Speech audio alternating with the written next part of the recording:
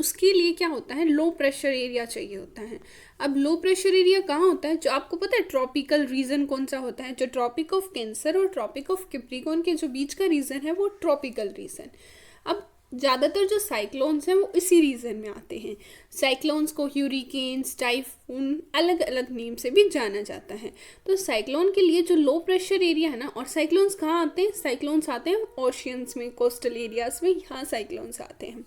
तो इन्हें low pressure area चाहिए। लो प्रेशर एरिया कहाँ होगा, जहाँ सन की डायरेक्ट रेज आएंगी, तो वहाँ क्या होगी, एयर वार्म होगी, वो ऊपर जाएगी तो क्या होगा, लो प्रेशर क्रिएट होगा। अगर एयर ऊपर जाएगी तो कोल्ड एयर नीचे भी आएगी, वो एरिया कवर करेगी, तो उससे क्या होता है, अब यहाँ जो बहुत ज़्यादा एयर ऊपर उड़ रही है तो काफ़ी ज़्यादा जो एयर है वो हर डायरेक्शन से इस टाइप से आ जाती है, तो ये सर्कुलर फॉर्म में ऐसे मूव करता है। तो ये जो लो प्रेशर एरिया है यहाँ पे एक तूफान टाइप में क्या होता है, सर्कुलर फॉर्म में आता है, जो गोल गोल ऐसे ऐसे ऐसे दिखाई देता है, तो वो क्या है, वो है साइक्लोन।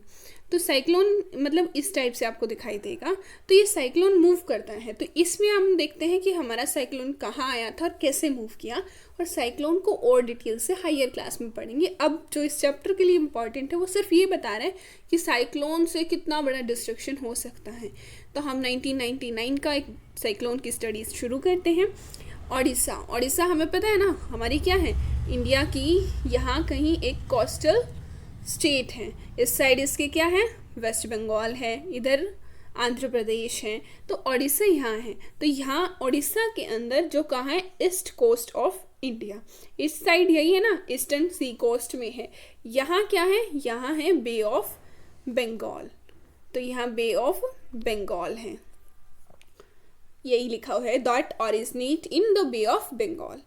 कब आया था, 1718 अक्टूबर 1919।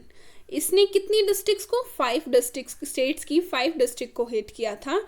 और एक और सुपर साइक्लोन आया था तभी 29 अक्टूबर 1999 में ही, कुछ दिन बाद। इसमें बहुत स्टेट के काफ़ी ज़्यादा लार्ज एरिया को डिवास्ट किया था, यानी बहुत ज़्यादा नुकसान किया गया था, बहुत डैमेज हुआ था। मेनली जो डैमेज हुआ किसकी वजह से हुआ, विंड वेलोसिटी, यानी काफ़ी तेज हवाएं चल रही थी, कितने रेन, बहुत ज़्यादा रेन हो रही थी, और टाइडल सर्ज। आपको पता है टाइडल सर्ज क्या है, टाइडल सर्ज का मतलब जो पानी है जैसे सी वेव्स में नॉर्मल होता है, लेकिन जब वो एक काफ़ी हाई तक चला जाता है, वो जो अपनी जो बैंक है उसको क्रॉस करके बाहर तक काफ़ी हाई टाइड्स आती है ना, तो वो बोलते हैं tidal surge. The winds of up to 260 kilometre per hour lasted 4 our 36 hours. सोच सकते हो आप, 36 आवर्स तक इतनी हाई स्पीड से विंड ब्लो कर रही थी। इन्होंने बताया ना फैक्टर, विंड की वेलोसिटी बहुत ज़्यादा थी, कितनी थी, 260 किलोमीटर तक थी।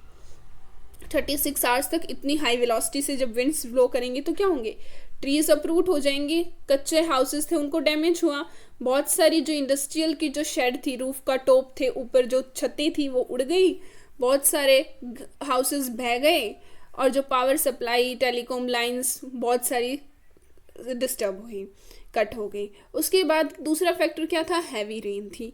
अब हैवी रेन से क्या हुआ, इन्फ्लुएंस जो साइक्लोन था उसने 3 दिन तक लगातार रेन हो रही है, तो उससे क्या होगा, फ्लड आ जाएगी। जो ज़्यादातर रिवर्स हैं उड़ीसा के अंदर उनमें क्या आ गई, उनकी वजह से फ्लड आ गई।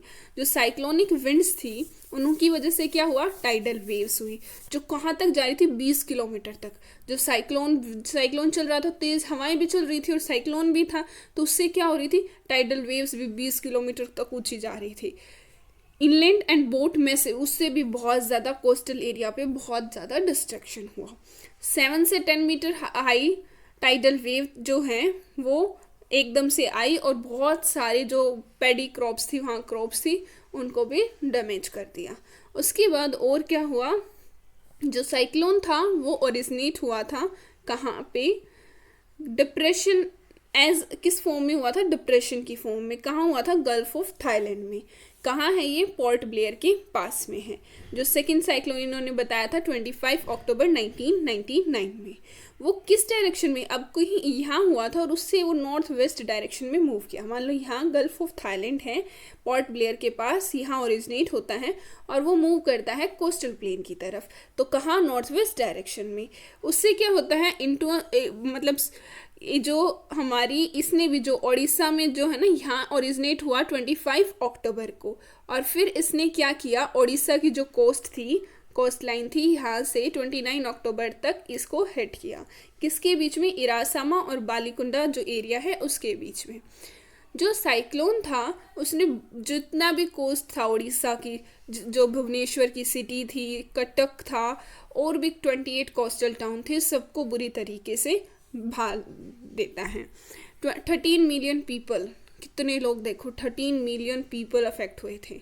बहुत सारे का लाइफ स्टॉक मतलब उनकी जो लाइफ चल रही थी वो पूरी तरीके से ख़राब हो जाती है। जो क्रॉप्स थी वो ख़राब हो गई, वेजिटेबल फ्रूट्स बहुत ज़्यादा डैमेज होता है। और जो टाइडल सर्ज यानी जो टाइड का वेव का काफ़ी ऊपर तक पानी आया था, उससे क्या हुआ, सैलिनेशन। आपको पता है ना, ओशन में कैसा पानी होता है, खारा पानी होता है जिसमें नमकीन सैलाइन वाटर होता है, तो वहाँ पे सैलाइनेशन ज़्यादा बढ़ गया। उसकी वजह से क्या होगा, अब एग्रीकल्चर पे और ज़्यादा अफेक्ट होगा। अब एग्रीकल्चर लैंड क्या होगी, इनफर्टाइल बन गई। और क्या होगा, जो टीक बेम्बू जो प्लांटेशन थी जो लगी हुई थी वहाँ, वो भी डिसअपियर होगी।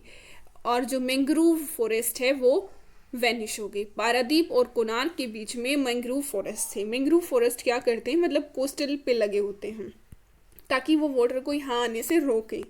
लेकिन इतनी तेज आया था ये साइक्लोन कि जो मैंग्रोव फॉरेस्ट थे पारादीप और केनार के बीच में, वो भी क्या हो गई, वो भी डिस्ट्रॉय हो गई। आई होप आपको ये समझ आ गया होगा। इससे हमें मेन क्या समझना है कि डिस्ट्रक्शन किस लेवल तक होता है, कि मतलब कितना डिस्ट्रक्शन हो सकता है। तो आपको ये आप इमेजिन कर सकते हो कि फॉरेस्ट हो गए, ट्रीज हो गए, एग्रीकल्चर हो गया, फ्लड आने से लोगों को प्रॉब्लम हुई, 13 मिलियन पीपल तक अफेक्ट, उनकी लाइफ को अफेक्ट हुआ, तो बहुत बड़ा डिस्ट्रक्शन एक साइक्लोन कर सकता है। साइक्लोन के लिए क्या ज़रूरी है, कहाँ आता है, जहाँ लो प्रेशर एरिया हो वहाँ आता है। I hope this is clear to you.